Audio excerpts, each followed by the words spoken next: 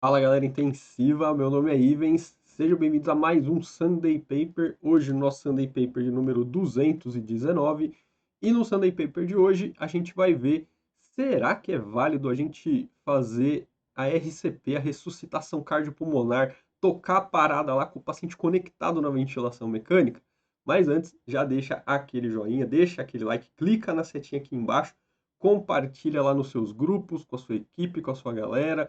Não esquece de se inscrever aí no canal se você não é inscrito e deixar seu comentário. Como que vocês têm tocado as paradas aí no hospital de vocês? Vocês mantêm o paciente na ventilação mecânica ou vocês utilizam o famoso AMBU, né, o dispositivo bolsa válvula máscara? Então, o artigo de hoje publicado na Resuscitation, agora em 2024, com fator de impacto de 6,5. Então, no nosso contexto, obviamente, da parada cardiorrespiratória, onde a gente quer o melhor prognóstico possível para o nosso paciente, e ele depende de uma ressuscitação cardiopulmonar rápida e de qualidade. Para isso, a gente precisa de uma ótima compressão torácica, que é isso que vai garantir a circulação do sangue, a chegada do sangue com oxigênio nos tecidos, enquanto esse paciente não retorna à circulação espontânea. Mas a gente também precisa de uma boa ventilação. Uma ventilação adequada, mantendo uma boa PO2, está associada com maior sobrevivência na parada cardiorrespiratória. E geralmente a gente faz essa ventilação do paciente utilizando o dispositivo, né, bolsa válvula máscara, que é o famoso AMBU, mas a gente também pode utilizar a ventilação mecânica. Por muito tempo, era quase que um crime você deixar o paciente na ventilação durante uma parada, e aí, durante a pandemia, isso se espalhou um pouco mais. Isso já era feito antes em algumas situações, mas teve um grande espalhamento dessa ideia durante a pandemia, justamente para não desconectar o paciente e não gerar mais aerossol, né, nos quartos aí, na equipe. Então, usou-se muito durante a parada nos pacientes COVID a ventilação mecânica e não o AMBU. Mas fica a dúvida aí, e aí? Pode, não pode? É melhor, é pior, né? Então, o objetivo desse estudo aqui foi analisar a associação entre ventilação cardiopulmonar e retorno da circulação espontânea em pacientes com parada cardíaca extra-hospitalar não traumática. Então, eram pacientes que não eram de origem de trauma, traumática, né, não traumática, e eram pacientes extra-hospitalares. Os pacientes eram atendidos fora do hospital e levados para o ambiente hospitalar, né? O atendimento deles da parada ocorria inicialmente no ambiente extra-hospitalar. Então, eles incluíram pacientes com mais de 18 anos, que tiveram uma parada cardíaca não traumática no ambiente extra-hospitalar.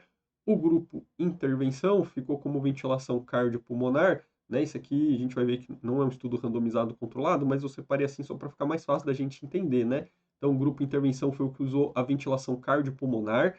O que é a ventilação cardiopulmonar? Ventilação cardiopulmonar é um modo específico de um ventilador mecânico, né? Do Monal. Então ele tem lá o modo CPV, que é o Cardiopulmonary Ventilation. Então esse modo é específico para ser usado na parada. Então quando tem uma parada, você vai lá no ventilador e ativa esse modo para ser usado durante a parada. E aí quando o paciente retorna à circulação espontânea, você volta para outro modo de ventilação. O grupo controle foi o que usou o AMBU. O desfecho principal foi o retorno à circulação espontânea e o desfecho secundário foi o desfecho neurológico, avaliado em até 30 dias. Então, foi um estudo retrospectivo. Ele pegou dados de 2017 a 2021, de um registro, né, que eles têm desses serviços de atendimento. Um estudo multicêntrico que contou com 18 centros lá na Bélgica. Então, aqui ó, de 2.566 casos de parada extra-hospitalar, 2.268 foram ventilados com AMBU e 298 ventilados com CPV, né? Foi mantido na ventilação mecânica. No Ambu, ele não dá detalhes de cada um dos grupos, como que era feito, mas em determinados momentos ele cita que o Ambu usava aquela estratégia de 30 para 2, né, 30 compressões para duas ventilações, principalmente se não tinha via aérea avançada ainda instalada, enquanto que para ventilação mecânica, independente de ter via aérea avançada ou não, era usado o modo CPV, com pressão controlada entre 15 a 20, tempo INS de 1, frequência de 10 e FO2 de 1, né, FO2 de 100%. Ele mostra aqui pra gente, ó, que dos pacientes que retornaram à circulação espontânea, né, ó, 1.117, 13% utilizaram a ventilação mecânica e dos que não retornaram, 10% utilizaram a ventilação mecânica. Pacientes com ritmos chocáveis, ó, 35% deles voltaram à circulação espontânea, 13% não voltaram. Quando a gente vai aqui olhar para o nosso desfecho, né, teve uma maior porcentagem de pacientes que retornou à circulação espontânea, ou seja, né, saiu da parada, quando utilizaram a ventilação mecânica, né, o modo CPV, comparado ao AMBU. Então, 49% versus 42,8%, que dá um odds ratio ajustado aí de 2,16. Então, a gente teve aí maior porcentagem de pacientes retornando da parada quando utilizaram a ventilação mecânica durante a parada.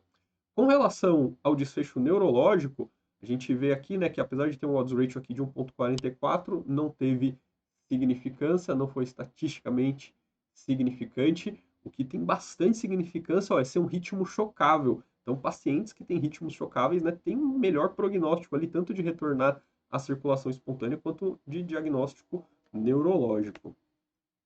E na análise de subgrupos, a gente vê aqui uma tendência desviando aqui para a direita, que são os pacientes que são o lado aqui da ventilação cardiopulmonar, da ventilação mecânica durante a parada. E aí ele comenta, né, que os subgrupos que tiveram maior benefício aí utilizando foram pacientes idosos, né, entre 70 e 99 anos, os pacientes mais velhos, mulheres, pacientes que ainda não tinham uma via aérea avançada, que ainda não estavam entubados e que utilizaram compressões manuais, porque eles também tinham a compressão mecânica, né, aquele equipamento que faz as compressões torácicas. Conclusão, comparado com a bolsa válvula máscara, a ventilação cardiopulmonar foi associada a maior chance de retorno à circulação espontânea, mas não a uma melhora na pontuação do desempenho cerebral. Lembrando aí que esse aí é um estudo retrospectivo, observacional, e se a gente quer mesmo entender essa diferença, a gente precisa fazer então um estudo randomizado, controlado, comparando essas duas intervenções, né? Beleza? Então, não esquece de deixar aí um joinha, de deixar aquele likezinho antes de ir pro próximo vídeo, de compartilhar clicando aqui e jogando esse link lá no grupo de vocês. Se inscreve aí no canal e comenta e aí, qual o principal método de ventilação vocês têm utilizado durante a parada aí. E eu vejo vocês no próximo vídeo. Até lá!